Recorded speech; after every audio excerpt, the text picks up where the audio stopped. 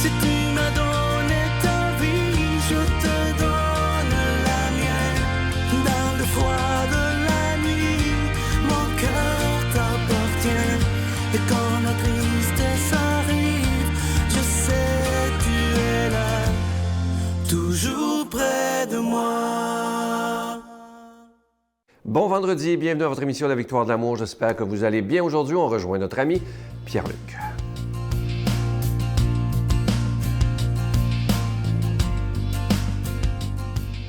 Bon matin à vous, très heureux de vous retrouver ce matin. Ce matin, je poursuis un peu ce que j'avais dit la semaine dernière. Allez écouter ça, où je dis, les gens me disent souvent « donneur de sens », oui, c'est bien, c'est une belle définition, on y croit, ça va.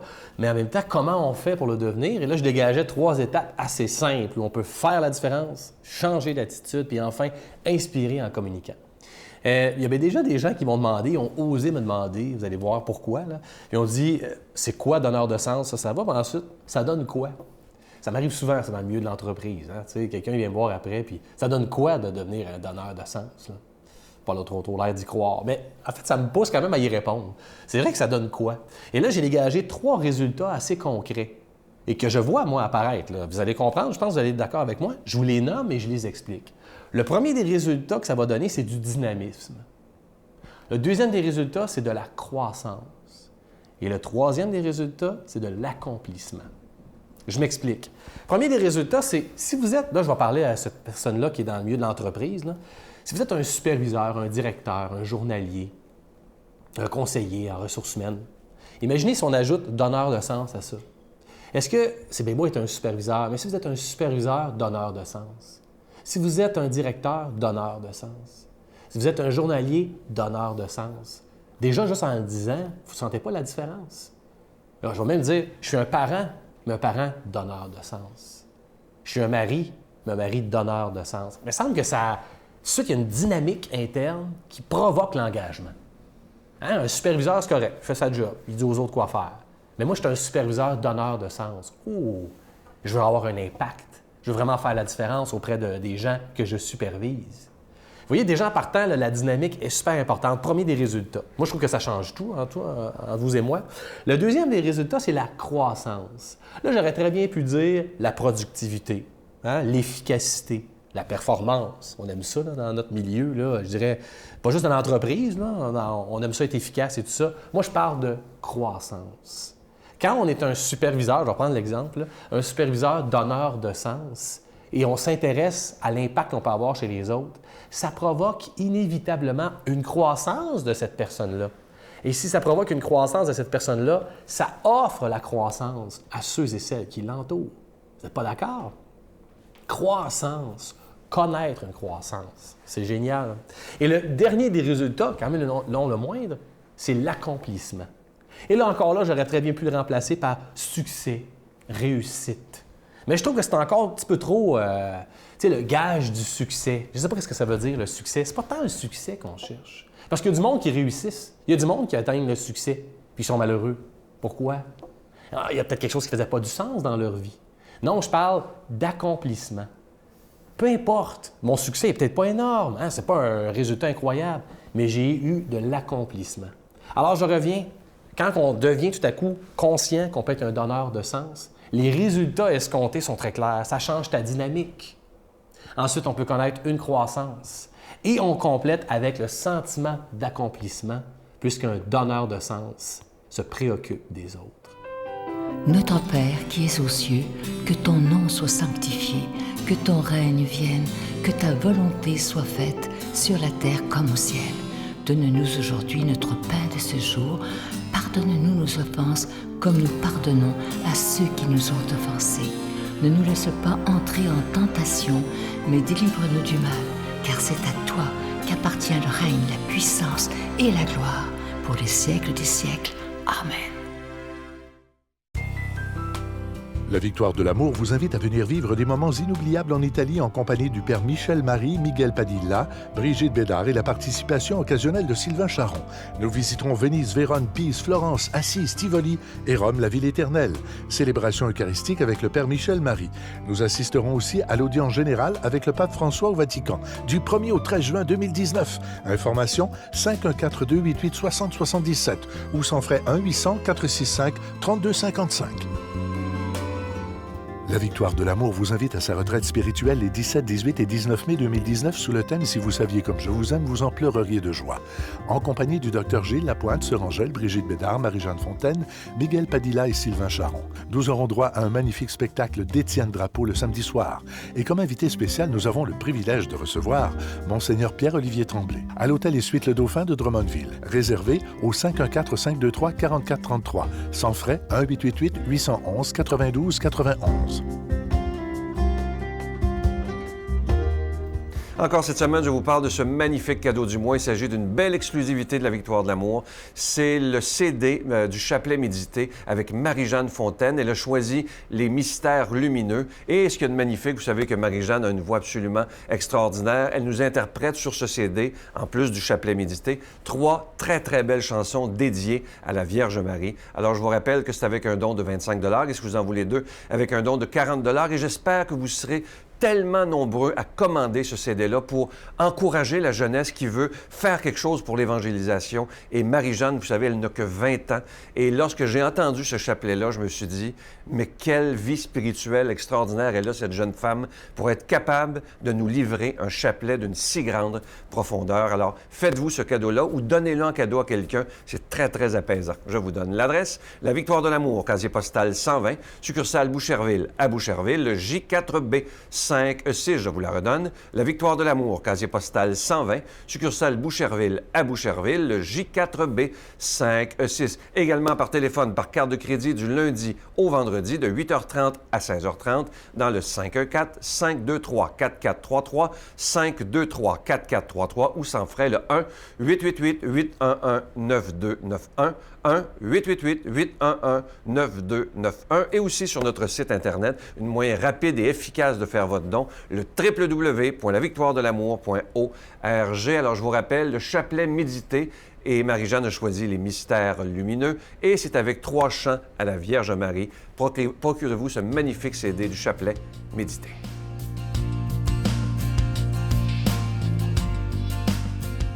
Mon Dieu, donnez-moi la sérénité d'accepter les choses que je ne peux changer, le courage de changer les choses que je peux et la sagesse d'en connaître la différence. Amen. Aujourd'hui, la parole de Dieu est proclamée par quelqu'un qui est là depuis les tout débuts avec la Victoire de l'amour, donc ça fait plus de 24 ans. C'est un ami personnel aussi, l'abbé Donald Thompson.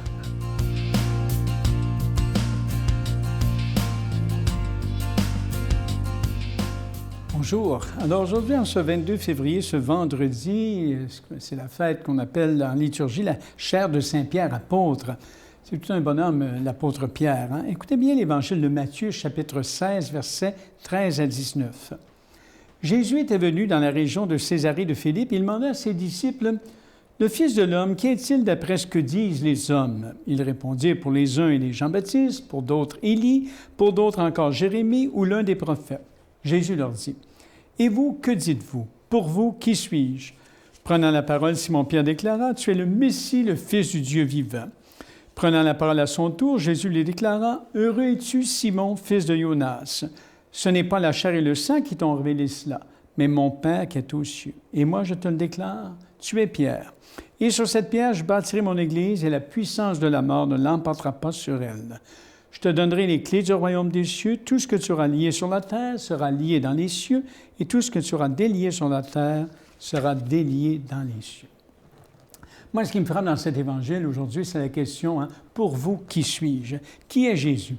Si la réponse était évidente, là, notre foi serait certes plus solide. Mais cette question, elle est centrale dans notre vie chrétienne. Elle la traverse de part en part depuis notre baptême jusqu'à notre mort. Tant dans notre prière personnelle que notre manière aussi d'agir en société. Et cette question, Jésus nous la pose aujourd'hui de nouveau comme il l'a posée à ses premiers disciples. Beaucoup de gens s'interrogent encore aujourd'hui sur le personnage de Jésus. Périodiquement, on voit des grands magazines faire la une avec la question « Qui est Jésus ?» Le personnage intrigue toujours et fascine les jeunes autant que les adultes. Il dérange par la qualité de son message et par le radicalisme de sa vie au service des autres. Donc, la question posée aux disciples et à Pierre nous est relancée. Qui donc est Jésus? Les uns le prennent pour un bon garçon, un fondateur de religion comme Bouddha ou Mahomet. D'autres le voient comme un chum, un confident. D'autres pensent qu'il est dépassé, que son message ne colle plus à un monde scientifique qui explique les miracles, qui est en train de construire le paradis promis sur la base des prouesses technologiques. Pour certains, Jésus satisfait un besoin humain de croire en quelque chose. Pour d'autres encore, Jésus, c'est le petit Jésus, celui qui n'a pas grandi, un éternel bébé sans parole. Qu'allons-nous conserver de cet évangile aujourd'hui? D'abord, une question. Qui est Jésus? En fait, Jésus échappe à toutes les catégories connues. Et la réponse de Pierre ici fut immédiate. Tu es le Messie, le Fils du Dieu vivant. Ça semble tout simple, hein? Pour nous qui entendons cette affirmation depuis notre enfance, ça peut sembler évident. Mais arrêtons-nous un petit peu sur le sens de la réponse de l'apôtre Pierre. Vous savez, qu'est-ce qu'un Messie? Ce nom-là, ça vient de l'hébreu. Ça signifie la même chose que le mot grec « Christ ». Messie et Christ, ça veut dire « oint » ou « iente ». Vous savez, avec de l'huile, on se oindre d'huile. Dans l'Écriture, dans l'Ancien Testament, l'onction d'huile symbolise l'Esprit de Dieu qui pénètre celui qui est proclamé roi. C'est pour ça qu'on appelait les rois Messie. Le roi devient le représentant de Dieu, un personnage sacré à qui tous doivent respect. En Israël, et donc, les rois étaient donc des messies par qui parvenait au peuple la volonté de Dieu. Mais finalement, on s'aperçoit que les rois ont bien des lacunes, et puis on s'aperçoit que c'est comme nous autres, on dit souvent, les gouvernements changent, c'est toujours pareil. Alors, ce thème de Christ nous concerne. Nous portons le nom de chrétiens et chrétiennes, qui vient du Christ. Nous aussi, on a reçu l'onction de l'Esprit Saint au jour de notre baptême, notre confirmation. Nous sommes en quelque sorte des oints et des oints des Christ à la suite du Christ Jésus. Alors, et cette conviction-là, il faut la prendre au sérieux. Donc, ce Jésus de Nazareth est le Fils de Dieu, vivant, rien de moins.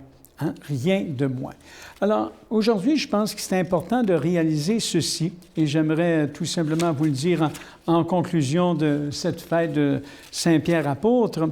L'expérience de Pierre peut aussi nous éclairer dans notre cheminement de foi. Il croyait posséder la foi en affirmant avec assurance que Jésus est le Messie. Il découvrirent que sa foi a à grandir. Et cette expérience nous rappelle que la foi au Fils de Dieu n'est pas un petit paquet bien ficelé. C'est un cheminement, une redécouverte quotidienne. Alors, notre réponse à la question « Qui suis-je » a des implications concrètes dans notre vie. La foi véritable est celle qui se met en pratique, sinon elle est bien morte. Alors, affirmer que Jésus est le Messie et le Christ, c'est activer en nous cette force et cette grâce extraordinaire d'oser tout remettre en ses mains. Vous savez, la foi au Fils de Dieu nous est offerte chaque jour en don gratuit. À nous de répondre à cette proposition qui se présente aujourd'hui comme une question. Alors, c'est à nous d'arriver à dire, oui, tu es le Messie, le Fils de Dieu, le Sauveur, celui qui peut me compléter. Que le Dieu de la vie vous bénisse, le Père, le Fils et le Saint-Esprit. Amen. Soit une excellente journée. Je vous salue Marie, pleine de grâce. Le Seigneur est avec vous. Vous êtes bénie entre toutes les femmes, et Jésus, le fruit de vos entrailles, est béni. Sainte Marie, Mère de Dieu, priez pour nous pauvres pécheurs, maintenant et à l'heure de notre mort. Amen. Je vous invite à ne pas manquer ce dimanche. J'ai rencontré un être exceptionnel. Je l'avais rencontré il y a plusieurs années, mais c'est quelqu'un d'absolument extraordinaire. Il s'agit de l'abbé Daniel Dwigou. Imaginez cet homme, il a été d'abord journaliste, psychanalyste et il est devenu prêtre, un homme d'une profondeur incroyable. Et vous allez voir tout ce qu'il a à nous dire. Et c'est lui d'ailleurs aussi qui avait rencontré personnellement pendant 45 minutes le bon pape François avec Monseigneur Jacques Gaillot. Faites-vous ce cadeau-là en fin de semaine. Écoutez bien l'abbé Daniel Dwigou. Bye. Voilà. Mais on ne peut pas être responsable de tout. Et l'essentiel, c'est trouver le désir en nous de vivre, la culpabilité, le poison de la culpabilité, c'est de barrer ce désir, cette autorisation que l'on peut se donner à soi-même d'exister.